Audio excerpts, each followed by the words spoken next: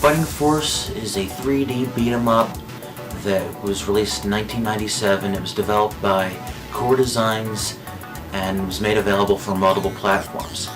It was originally intended to be Streets of Rage 4 and published by Sega for the Saturn. However, there was a disagreement between Core and Sega. Core wanted to make it available on more platforms. The deal with Sega ended that way, and thus was born Fighting Force. The PlayStation version was published by Eidos Interactive, who are best known for the Tomb Raider series, and this is the version that we'll be talking about here. The game lets you choose between 4 playable characters: Alana, Hawk, Mace, and Smasher. You can kinda see how Hawk, Mace, and Smasher could be renamed versions of Axel, Blaze, and Max from the Streets of Rage series. In this, the 4 characters are on a mission to take down a stereotypical Asian bad guy named Dr. Zhang, taking the fight right to him in his secret volcano lair. Zhang is a crime boss slash cult leader who wasn't happy that Y2K didn't bring forth the end of the world, so he figured he should do something about that.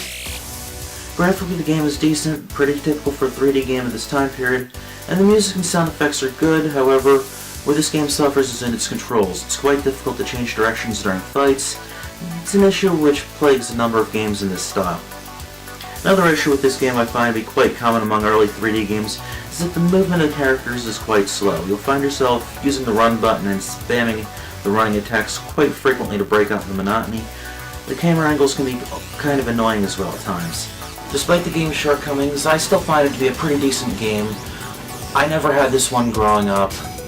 A lot of my friends who were a bit younger than me did, however, and they were all pretty big fans of the game.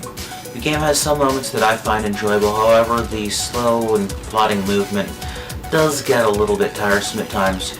There is a 2-player co-op mode in the game, which I can't imagine really working all that great with how slow and the camera angles and whatnot.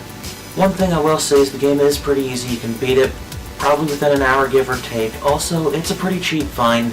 You can find the complete disc for about $5, give or take, and well, it's not exactly gold. It is still a decent game, worth checking out. Can't really go wrong with it. Is it as good as, say, Streets of Rage or something like that? No, but it's still a really solid game and worth checking out. Thank you for watching. Take care.